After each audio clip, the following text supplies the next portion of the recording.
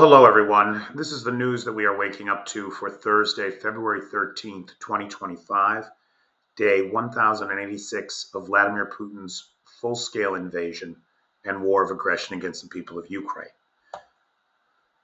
Last night, we saw the Russians send 140 attack drones of the Shahed 131, 136 class, of which 85 were shot down, 52 taken out with active countermeasures.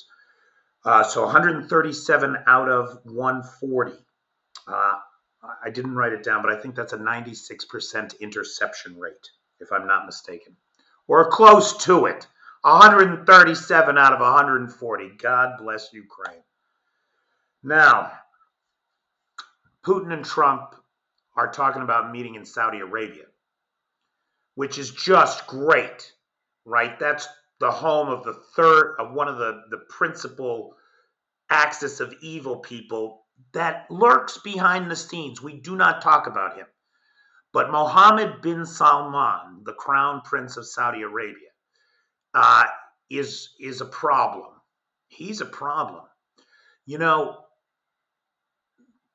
the fact that Saudi Arabia announced that it would increase oil production about 4 weeks before the U.S. elections, it's very curious to me. It's very, very curious to me. I don't have a good explanation for why that came along at that time. And of course, it works in opposition to Putin's stated claims and the claims of OPEC that they're out to make more money, right? Reduce production and increase the per barrel price of oil on the open market. So they're in cahoots. There's no two ways about it. And the fact that they're meeting there is worrisome to me. It is more worrisome to me that yesterday, the 12th of February, Putin and Trump had a telephone call. This was on the same day that I was rocked out of bed at 4 o'clock in the morning from the 6 ballistic missiles that the Russian Federation fired on this city. Now, thank God for the Ukrainian air defenses. They were all airbursted above the city, though debris did cause fatalities. The thwarting of a major missile attack against a European capital, civilian targets, more Russian war crimes, thwarted by the good work of the Ukrainian armed forces. While this guy is going on Truth Social, talking about how he loves Putin and the Russian people and Putin wants peace, as if such a thing were possible, as if you could negotiate with this terrorist who has wiped his ass with every peace treaty for the last 30 years. Give me what world are you living in that you even think such a thing is possible? That there are two sides to this story. And that's the most worrisome thing we're hearing out of the Trump administration. They are all two-sidesing it. The other side has to give something up. My God, people, this is an illegal war in contravention of the UN Charter. It is a genocide. And you're talking about trying to make peace with the genocidal lunatic in the Kremlin who's behind it all by offering him a huge win. Sure, bud, here's 20% of Ukraine, motherfucker. You have got to be kidding me. Here is the subversion of national sovereignty to the whim of dictators. It's obscene. It's obscene. The Putin call lasted an hour and a half. Trump on Truth Social said, quote unquote, it was a lengthy and highly productive call, and that the two had agreed to immediately start negotiations to end the Ukraine war, quote unquote, immediately. Now, we'll get to that. 1 second. Putin and Trump agreed that the time, according to Trump, that the time had come quote, to work together. Now, according to Dmitry Peskov, Putin's mouthpiece in the Kremlin, Putin told Trump that long-term settlement through negotiation was possible. Peskov went on to say that any settlement would need to address the root causes of the conflict. And there is the rub. The root causes of the conflict are a bunch of lies that the Russians tell themselves and the world. A bunch of paranoid, delusional nonsense that never happened. You can't deal rationally with irrational people, and you cannot let them win. You can't, or they'll do it again. They'll just keep coming back. Anybody who thinks otherwise is a fool and a sucker.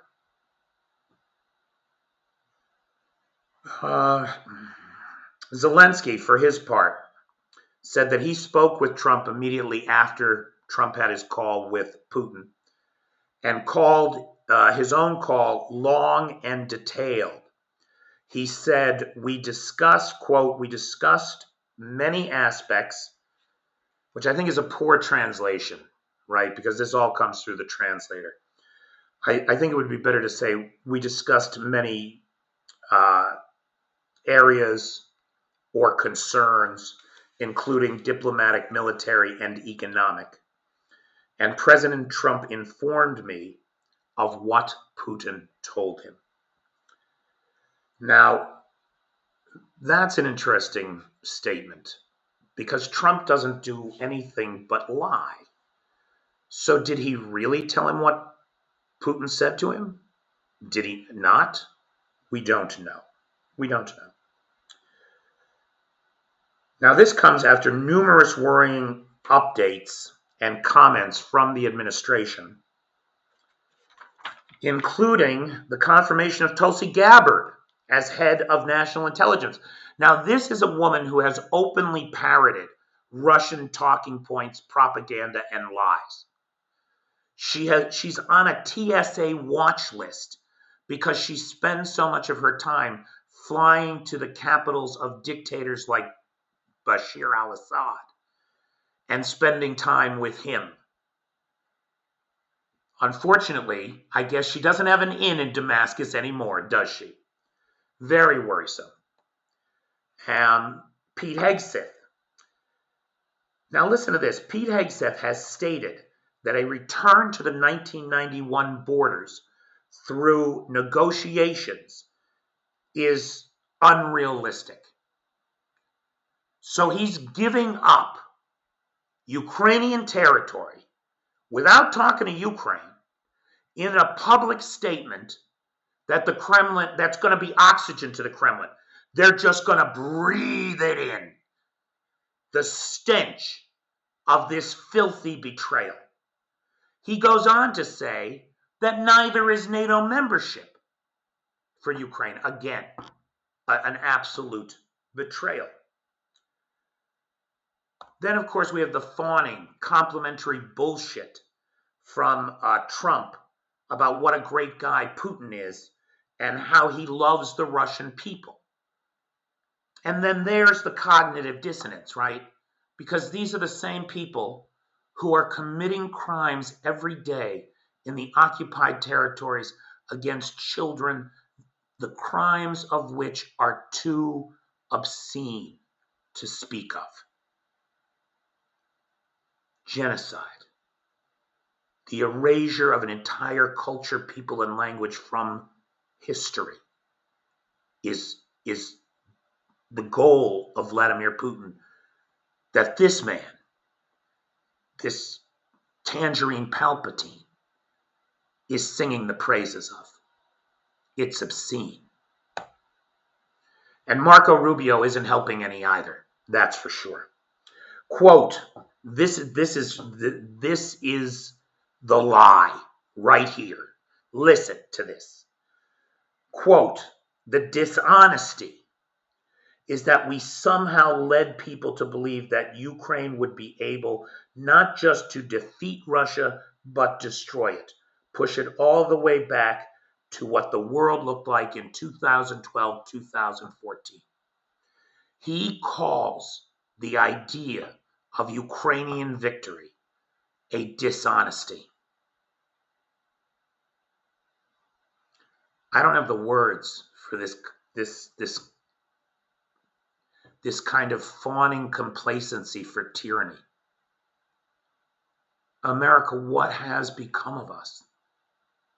What has become of us that we would listen to this bullshit in the face of the bravery, the sacrifice, and the ingenuity of the Ukrainians, who have taken on a power 5 times their size in population, and I don't know, dozens of size in terms of territory, right? This is the worst part, and this is from Rubio, though the others have parroted similar comments. Both sides in the negotiation need to give up something.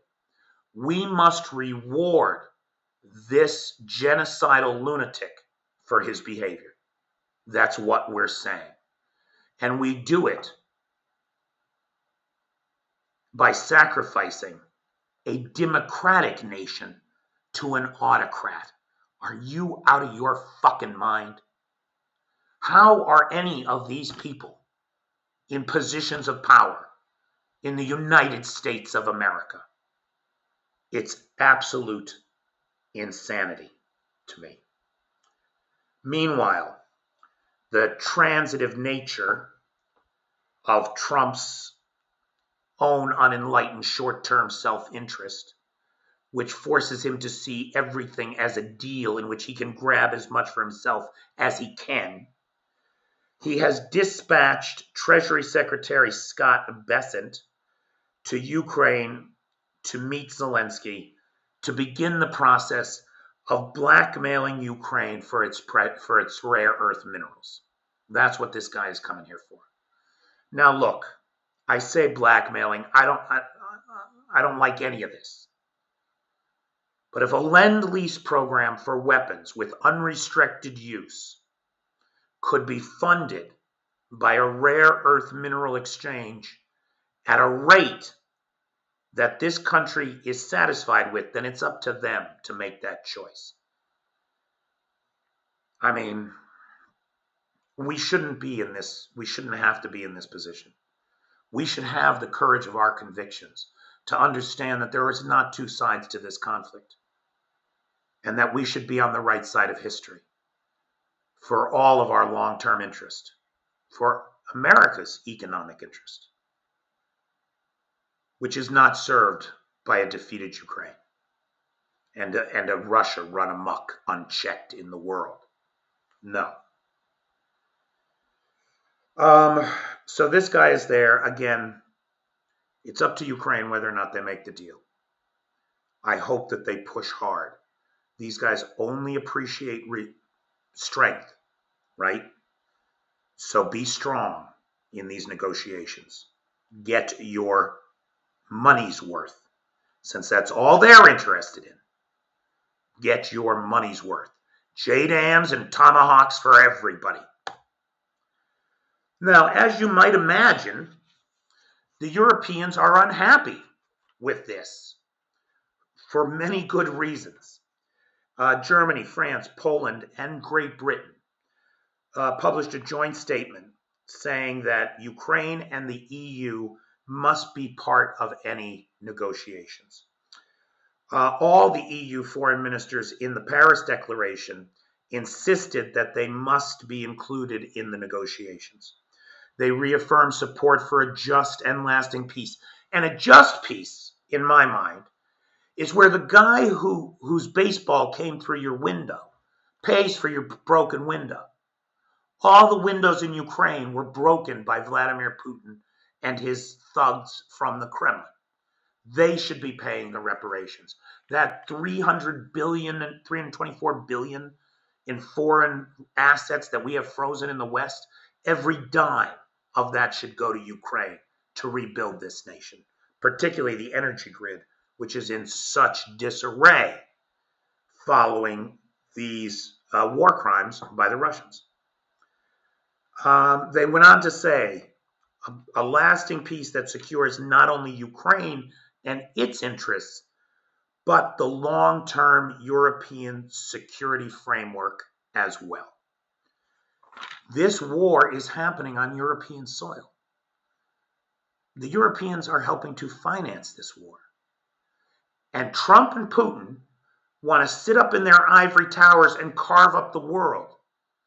It's like the Yalta Conference, where the great powers just divvied up the world, leaving the Kurds without a homeland, right? Creating the Palestinian problem.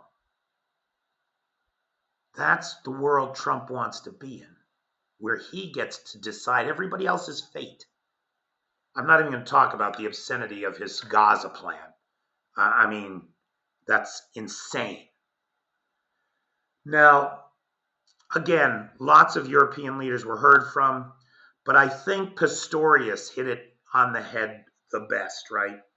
So, with both Marco Rubio and Pete Hegseth, as well as other members of the administration, both siding it, and essentially saying to Moscow, we agree. Ukraine will never get its 1991 borders back, and they'll never be in NATO. That this is a betrayal of everything that we have been saying all along. That has been said by so many people that Pete Hegseth was actually prompted to say, this is not a betrayal. It's just us working for peace. But a peace at what cost? What cost? What good is this? Is everything that's been sacrificed? If Putin rebuilds his army and attacks NATO in 5 or 10 years, or his successor does, who undoubtedly will be even worse than he is, at the way that the top oligarchs are being dispatched, detained, and disappeared, the next guy is going to have to be the most unprincipled Machiavellian genius that we have ever seen. He will be a psychopath and a sociopath with an intellect that far surpasses Vladimir Putin's. That's the only person that is going to survive what is happening inside of Russia right now. So, Defense Minister for Germany, Pistorius, said that these comments from the Trump administration officials were regrettable, that the U.S. had made concessions to Moscow before talks had even begun. And I think he hit it right on the head. Right on the head. Numerous European leaders slammed the U.S. for making concessions without Ukraine and expressed concern that the U.S. would strong-arm Ukraine into a bad deal for Ukraine and the EU, only putting off further conflict until Putin can rebuild his army. Mark Rutte, the NATO General Secretary, Mark Rutte, said Ukraine, quote, must be closely involved in any discussions of its own fate. Peace must be enduring, right? Not just a stopgap measure. John Healey, the UK Defence Secretary. In the UK, they have a Defence Secretary and a Defence Minister. This is the Defence Secretary, John Healey. He said there can be no talks about Ukraine without Ukraine. That should be a fucking bumper sticker right there. You know what? I'm going to go in the TikTok shop right now. I'm going to make a TikTok shop, and I'm going to put that on a bumper sticker. There can be no talks about Ukraine without Ukraine. He went on to say, and Ukraine's voice must be at the heart of any talks. Right now, that's leadership. That's a partner in the world. Estonian Defense Minister Hanno Pevkur said Europe must be a part of these negotiations. It's not a question at all. Europe is investing in Ukraine. Yeah, I'm sorry. Europe is investing in Ukrainian defense, and Europe is rebuilding Ukraine with European money, so we have to be there. And I think all of that is perfectly reasonable. The unreasonable rhetoric and the delusional rhetoric. Remember, the great lie that Putin has convinced his allies of is that he can be satiated. He can be appeased. There is some peace that is enough for him. This is nonsense. Nonsense. The man is a sociopath, a psychopath, a narcissist. He will devour the world if we let him. Now, following all of these remarks from Trump and their officials, the Russian stock market shot through the roof. The ruble increased in value against the dollar. I mean, all of this pro-Kremlin nonsense coming out of D.C. is oxygen to the Russian economy. There is a sudden buoyancy and optimism. Now, we have talked about some of these stocks, right? Like Gazprom, for example, the state-run natural gas provider. Its stock shot up 9.52 rubles, which is 9 cents, right? But it's important to note that just 2 weeks ago, it was at $1.13 or $1.13 per share. It is now at $1.52. So, you're talking about movements of, while sure it's 10% or 6%. Ooh, 666%. That's a riot. That's a fucking riot right there. So while it's up by 6%, it's 6% of nearly nothing. We're talking about pennies, right? Because you got to move that comma 2 decimal places to get it in US dollars. So it's it's a penny stock. It's $1.52. Still in the toilet, but things are recovering. Now here you got Lukoil. Lukoil is actually up $1.27, right, up about 1.75%. So that puts the stock at about $73 a share. So it's still got some value, but that's a big bounce from its low. Then you got Yandex there, up 2%. Rosneft up 2.8%. That's the big oil company. Lukoil is a smaller oil company. They've got 4 of the refineries. And then VTBR, the bank, big Russian bank, which, unlike Severe Bank, is not on the verge of bankruptcy. Aeroflot up 2.3%. So you can see, moving averages may be up about 2.5% to 2.75% overall for the market, which is a nice movement for them. I'm sure it makes them feel good. But remember, we're talking about pennies, penny on the dollar movements. Now, this is a giant, a hyacinth. For some reason, the Russians name all of their artillery pieces after flowers. So this is a Hyacinth B. It's a 125 millimeter towed howitzer or towed artillery piece. And these are big, heavy guns, hard to destroy, hard to damage, and very well protected because there's a certain rarity to these. I'm not sure how many of these Russia has left. But there are 3 more out of commission right now. And they are out of commission because of this little guy. This is a fiber optic drone. Now, we understand that drones flying on their own can be electronically jammed. The Ukrainians do it every night. We talked about that. So electronic warfare, the jamming of radio control signals to these remote devices, has been a critical component of defensive and offensive strategies in this conflict. It's part of how Ukraine is reshaping modern warfare.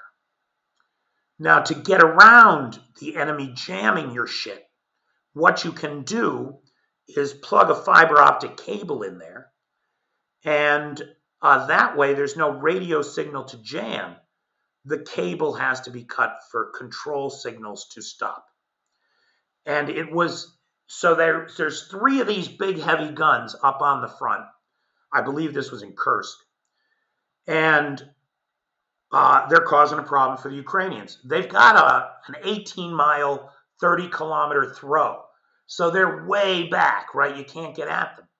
On top of that, they're covered in electronic warfare and jamming tools.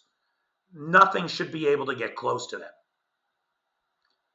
Fiber optic drones with a 40-kilometer cable.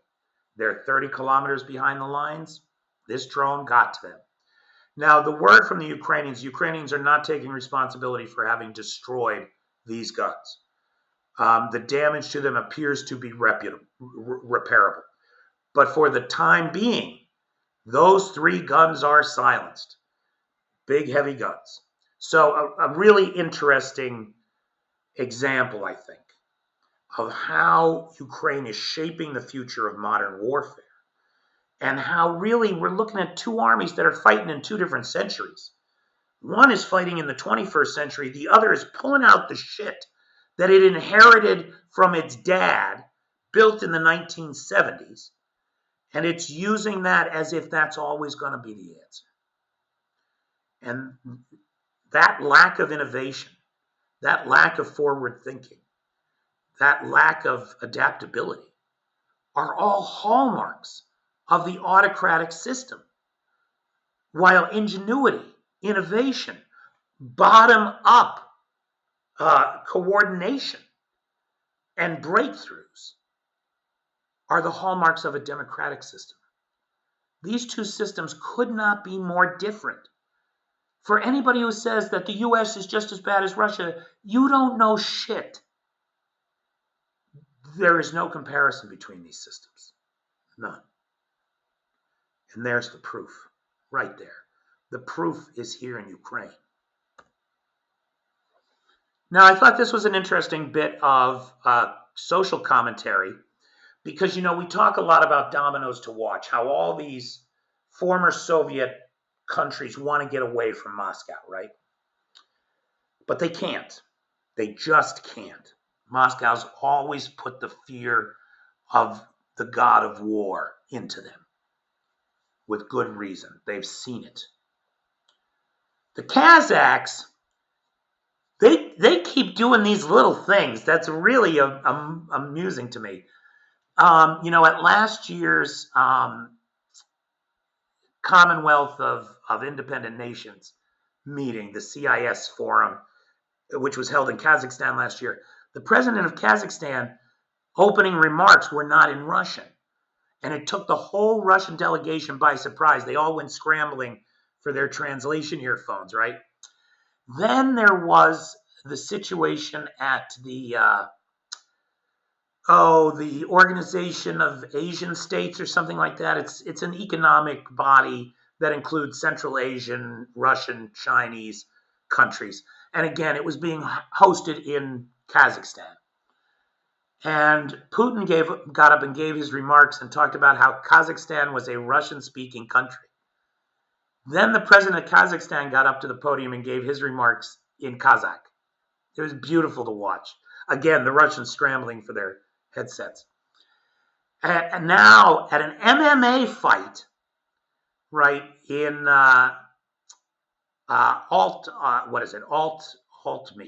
Altmy? It's a city, Almaty. At an MMA tournament in Almaty, organizers refused to play the Russian national anthem. So you got a Russian fighter against a Kazakh fighter. The Russian comes in onto the stage in silence. The Kazakh fighter comes into the Kazakh national anthem. It was nice.